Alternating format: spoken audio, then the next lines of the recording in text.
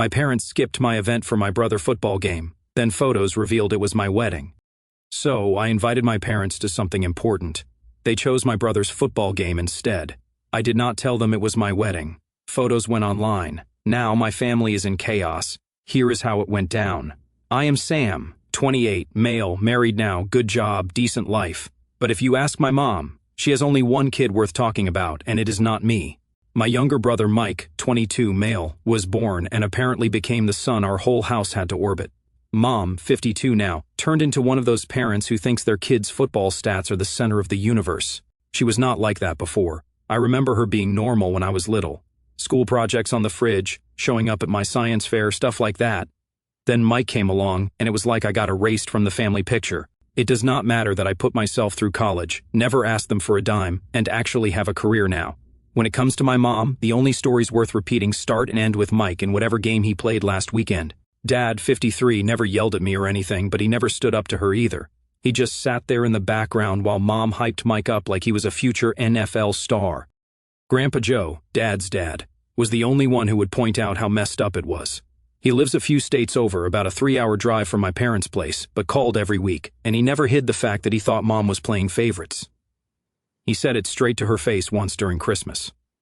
Mom did not talk to him for months after that.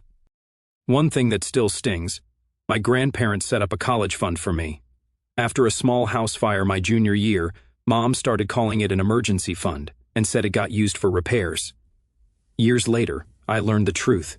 A big chunk went to Mike's first car and another chunk went to the down payment on his apartment when he started college.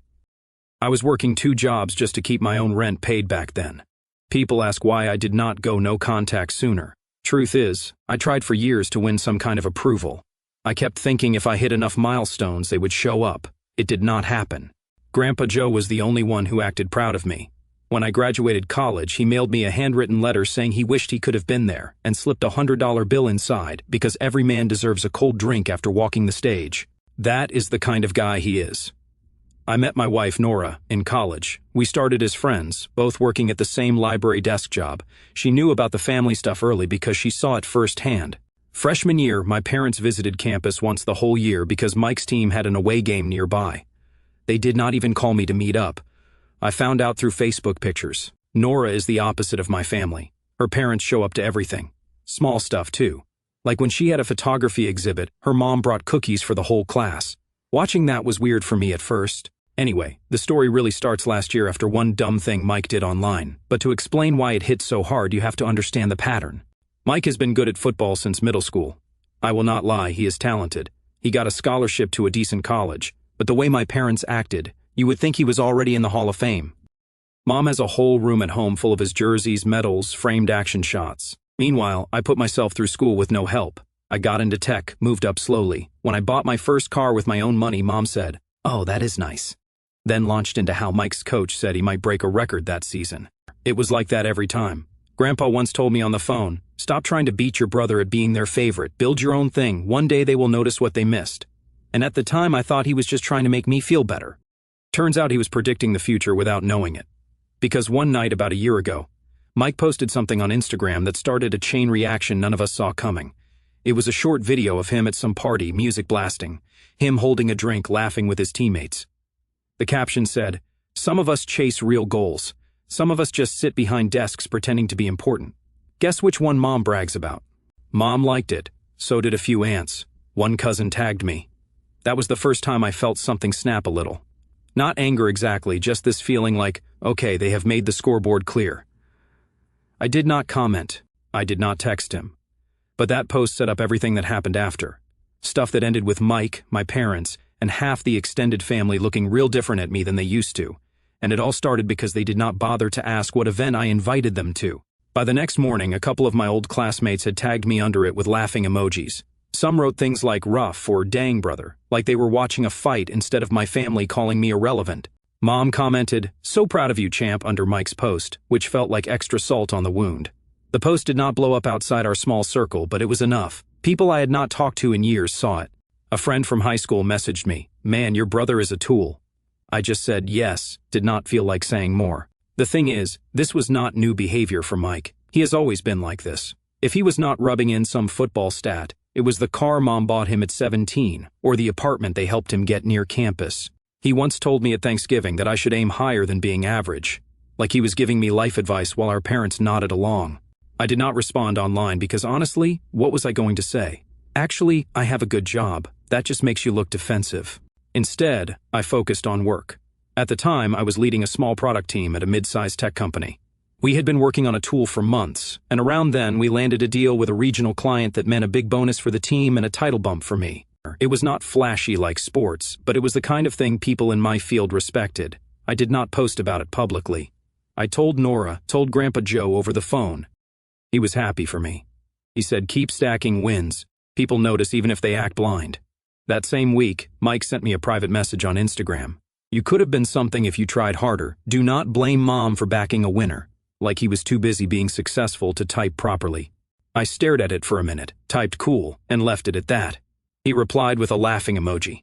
Nora saw the message later when we were watching T5. She asked if I was okay. I said yes, because what else was there to say?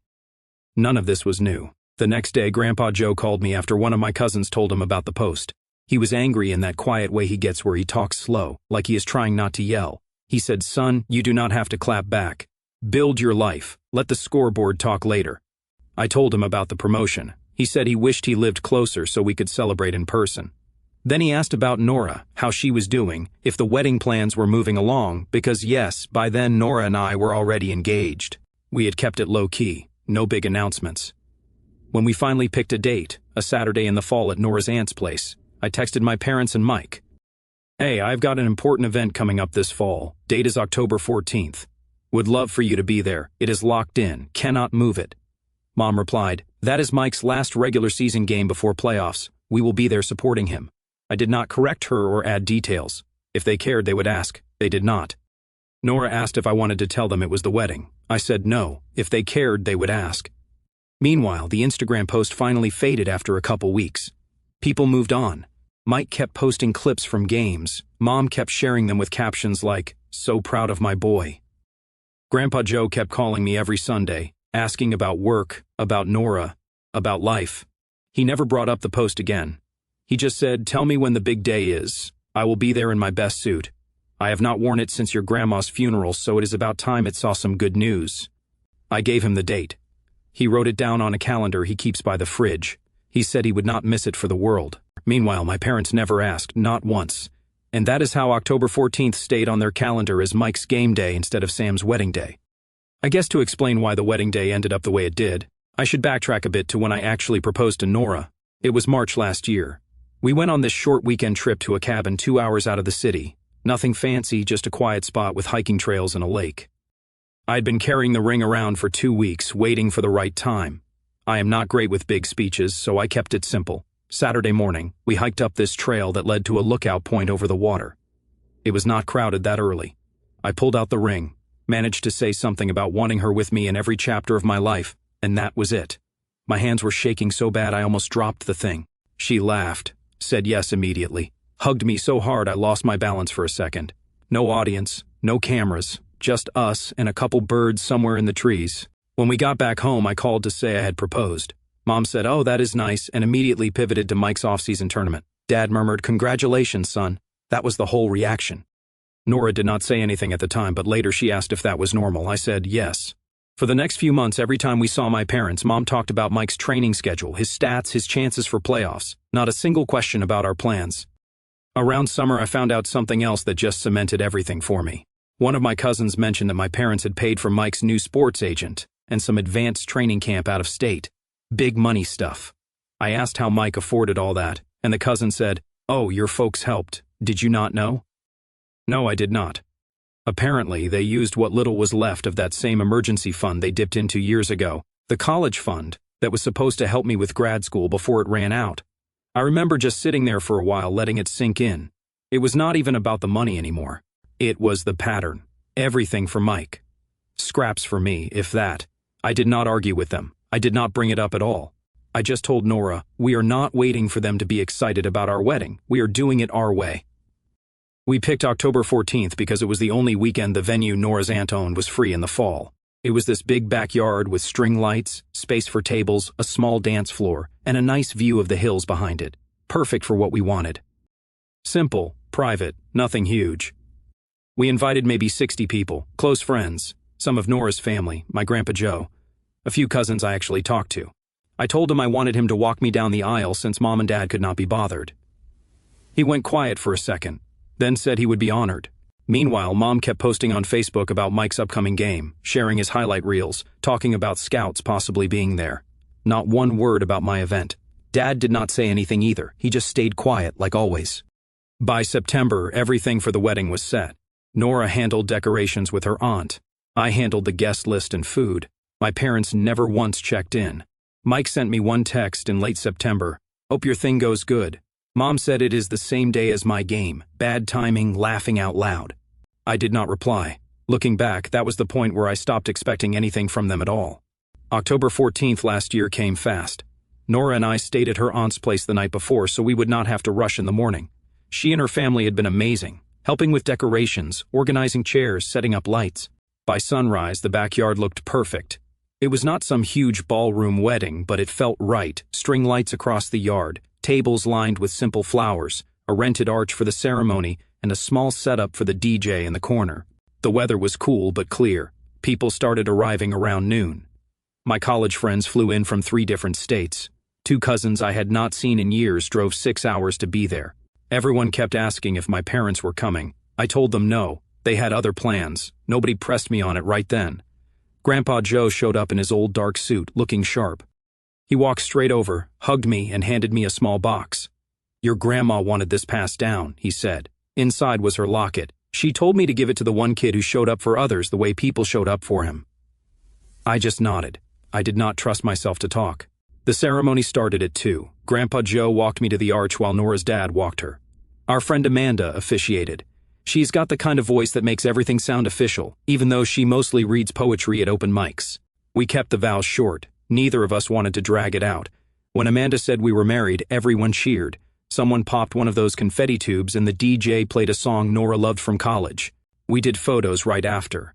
A professional photographer handled the main shots, but people snapped their own too. My cousins wanted a big family picture. That is when someone asked again where my parents were. I said Mike had a game, they could not make it. A couple of relatives exchanged looks but did not comment. Grandpa Joe leaned toward me at one point and said, "They are going to regret this." Dinner was buffet style. Barbecue, pasta, salad, nothing fancy but plenty of it. Nora's aunt knew a caterer who gave us a discount, and people went back for seconds. We paid for the wedding ourselves. No loans, no help from my parents, just us and Nora's aunt giving us a break on the space. While folks were eating, one of my dad's sisters, Aunt Linda, took a few pictures of the ceremony and posted them on Facebook. I did not think much about it then. I was not on my phone anyway. We had planned to go completely offline once the night ended. After dinner, we had a small first dance, then opened the floor. Some kids ran around playing tag near the fence. People laughed, told stories, stayed late. It felt like what weddings are supposed to feel like. Friends and family actually being present. Around 9 o'clock in the evening, we wrapped things up. Guests started leaving in groups. My college buddies offered to help clean up, but Nora's aunt waved them off. She said she would handle it in the morning. Grandpa Joe hugged us both and said, "I have not danced in 20 years. I am going to pay for it tomorrow, but it was worth it." We promised to call him once we got back from our trip. The plan was simple. We would leave the next morning for a short honeymoon. No phones, no work, just 1 week off. We both wanted to disconnect completely. Before bed, I glanced at my phone once. Dozens of notifications already from relatives reacting to Aunt Linda's post. A few messages from cousins saying things like, "Your mom's comment section is going wild." I put the phone face down and did not open anything. Figured it could wait until after the trip. The next morning, we loaded the car, waved goodbye to Nora's aunt, and drove off. It felt good leaving everything behind for a while. No calls, no texts, no drama for 7 straight days. Just us, some hiking trails, a couple small towns we had never visited, and quiet evenings. I did not know it yet, but while we were gone, that Facebook post was spreading through our parents' whole community. People they had known for decades were sharing it, commenting on it, asking why they were not at their own son's wedding. By the time we got home, things had completely blown up. When Nora and I got back a week later, I turned my phone on for the first time since the wedding. It barely loaded before notifications started coming in non-stop. Missed calls, texts, voicemails, tags on Facebook, dozens of them. At first, I thought something serious had happened, like an accident. But then I opened Messenger and saw a wall of messages about Aunt Linda's wedding post. She had uploaded maybe 10 pictures, us at the ceremony, Grandpa Joe giving a little toast the dance floor. Her caption said, "Beautiful day celebrating Sam and Nora. Some folks chose other priorities, but the rest of us had a wonderful time." That line, "some folks chose other priorities," was what set everything off. People from our hometown started sharing it with comments like, "Wait, his parents did not go, and did they not miss his graduation too?" A couple people even tagged my mom directly asking if it was true. By the time I was scrolling, it had spread through local groups, old neighbors, even people from our church growing up. It was not viral like millions of strangers seeing it. But in our parents' community, everyone knew. Under my aunt's photos, Mom commented, "He never told us it was a wedding." People immediately pointed out she had not asked. That was the whole problem, boiled down to a thread. Meanwhile, my inbox was full of messages from Mom, ranging from angry to begging. The first ones were pure rage. "How dare you humiliate us like this? Then your aunt had no right to post that." And the best one, "You should have told us it was your wedding."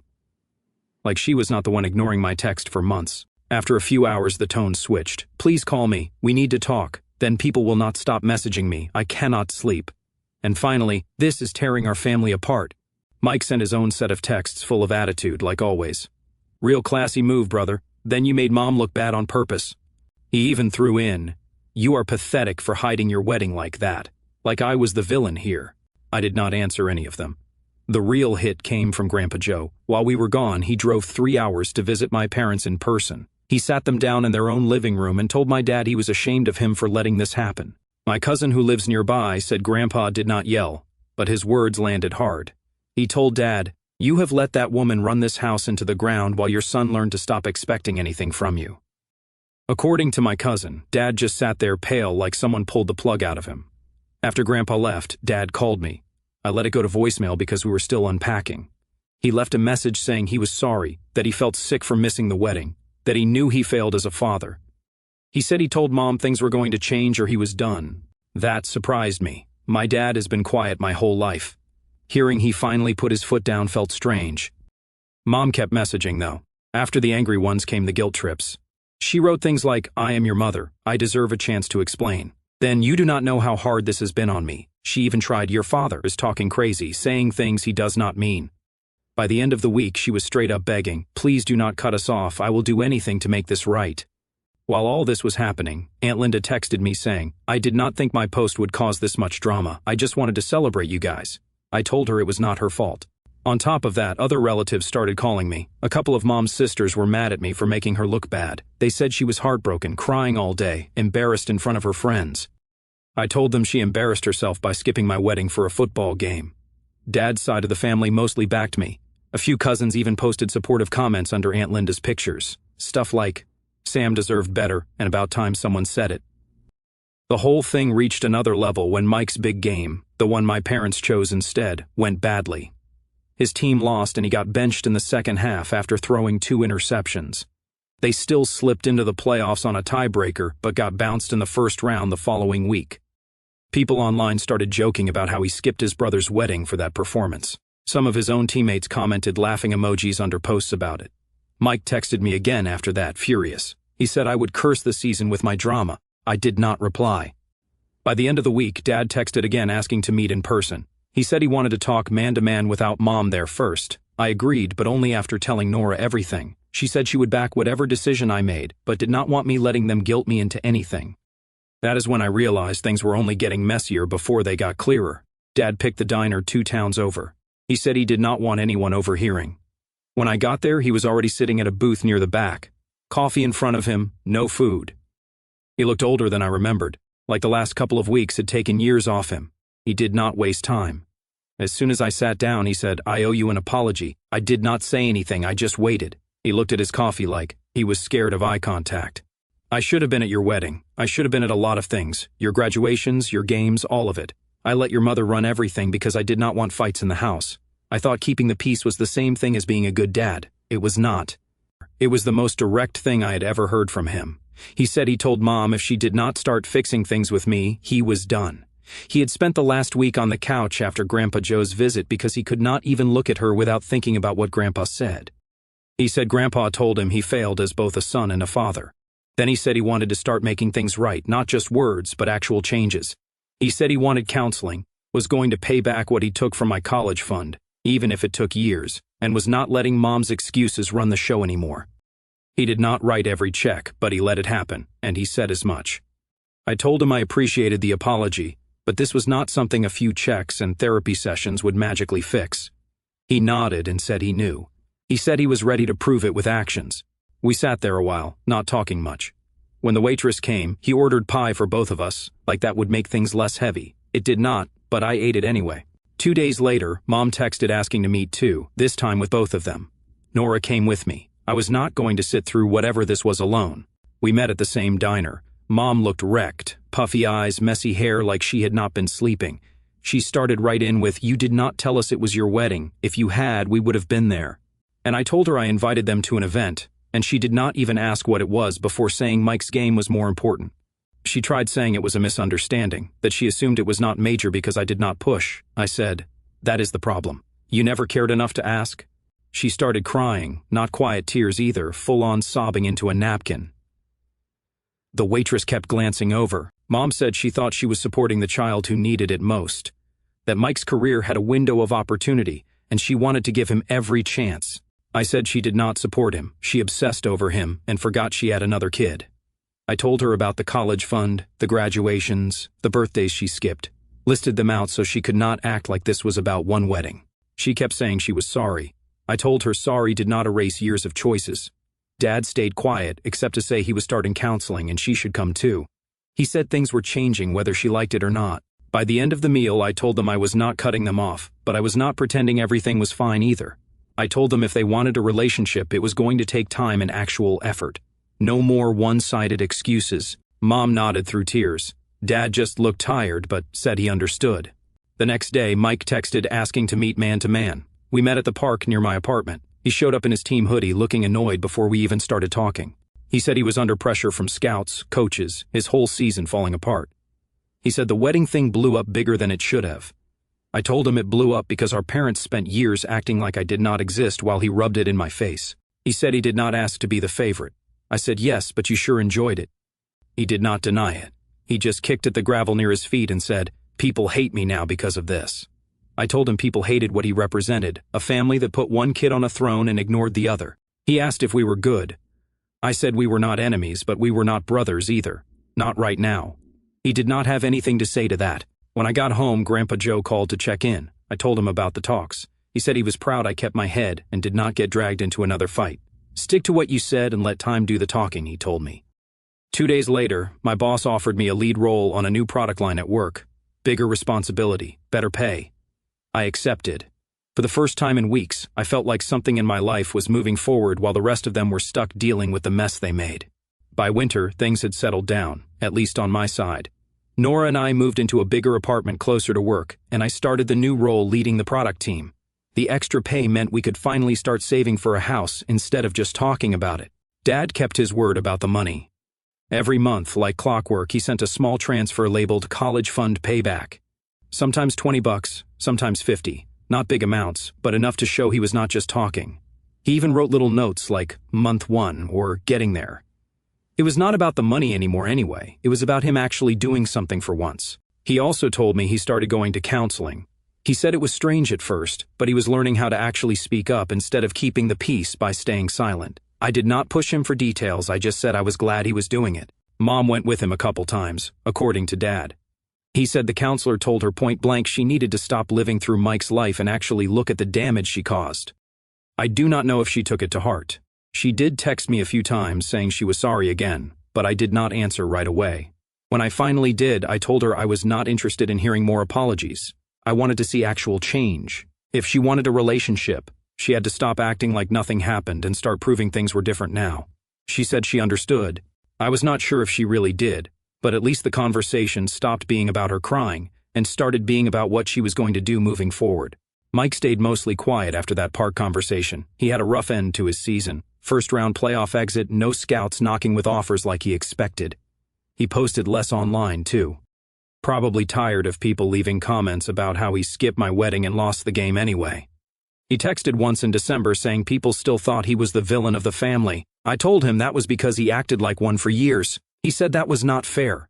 I told him fair would have been me having parents who cared about more than his football stats. He did not reply after that. On Christmas, Dad came alone to visit us. He said Mom stayed home because she did not want to make things awkward. He brought a small gift for Nora, a set of baking dishes she actually needed, and a framed photo from our wedding he had printed. He said he got it from Aunt Linda and wanted us to have it. It was the first time he had given me anything personal in years. We ate lunch, talked about work, about Grandpa Joe coming to visit in the spring. Nothing heavy. When he left, he said he was proud of me. Simple words, but he had never said them before. By February, Nora and I were looking at houses online. Nothing rushed, just seeing what was out there. My job was going well. She was getting more photography clients, and life finally felt like it belonged to us instead of being tied up in family drama. Grandpa Joe came out to see us in March. We drove him to this big park with hiking trails and a lake. He used a cane now, but insisted on walking as far as he could. He said it felt good to breathe fresh air after winter. He told me he was proud of how I handled everything. He said most people either explode or cut everyone off completely, but I drew lines and stuck to them. He said that takes more strength than yelling. We sat on a bench looking out at the water. He told me about when he was younger and finally stood up to his own father about something. He said it did not fix everything overnight, but it changed the way people treated him from then on. Driving back, I thought about how different things felt now. Not perfect, but quiet. No daily drama, no constant texts demanding attention, no fights about Mike, just my life moving forward. A week later, I posted one photo from the wedding on my own page. Nothing dramatic, just me, Nora, and Grandpa Joe standing under the lights in the backyard. My caption said, "I am good. Built my own thing with people who show up." That was it. No hashtags, no long explanation, no comments left on. After that, I put my phone away, sat on the couch with Nora and Grandpa, and watched the sun go down through the window. For the first time in years, it felt like everything was finally where it belonged. To better understand the nature of the problem, let's temporarily set aside the emotions of the main character and analyze this series of events from a broader perspective. The personal details may differ, but the underlying lesson echoes far beyond Sam's wedding day. For years, the family around him followed a quiet script many people recognize. One child placed on a pedestal, another expected to understand, forgive, and wait for love that never quite arrives. Favoritism rarely begins as open cruelty. It often hides behind comforting words like sacrifice, support, or family pride. Yet when those ideas are used to justify ignoring one child while celebrating another, the damage grows slowly through every missed milestone and every unanswered invitation. In Sam's case, a simple message about an important event became the final mirror reflecting years of choices his parents refused to examine. When the wedding photos spread and the truth became visible to everyone, the chaos that followed was not truly created by that one decision. It was the result of a long chain of silence finally breaking into the open. Stepping back from the emotions of the moment, this kind of family dynamic is painfully familiar. Society often teaches us that protecting family harmony means staying quiet, forgiving endlessly, and pretending everything is fine. But harmony built on silence is not real peace. It is simply a delay. The truth waits underneath until something small exposes everything that was ignored. When someone like Sam finally stops playing the role of the understanding child, people often accuse him of disrespect or cruelty. Yet speaking honestly about years of imbalance is not the same as destroying a family. Sometimes it is the first real chance that family has to rebuild itself on something honest. As I think about stories like this, I realize how difficult that moment of change can be. It takes courage to stop chasing approval that never comes. It takes even more courage to draw a line and say that love cannot exist only when it is convenient. Sam did not explode with anger or launch some dramatic confrontation. Instead, he did something quieter and far more powerful. He built a life with people who actually showed up. The wedding, the photographs, the conversations afterward, those were not acts of revenge. They were simply the truth stepping into the light after years of being ignored. When we listen to a story like this, it invites us to look inward as well. Many families carry similar patterns without ever naming them. Sometimes the hardest step is not cutting people off or forgiving them instantly, but simply refusing to pretend anymore. Boundaries do not always come with shouting or slam doors. Often they arrive as calm decisions that say, "This is where the old pattern ends." So here is the question that lingers after everything settles. If the people who overlooked your most important moments suddenly asked for another chance only after the world saw their absence, would you slowly rebuild that relationship, or would you accept their silence as the answer they already gave you?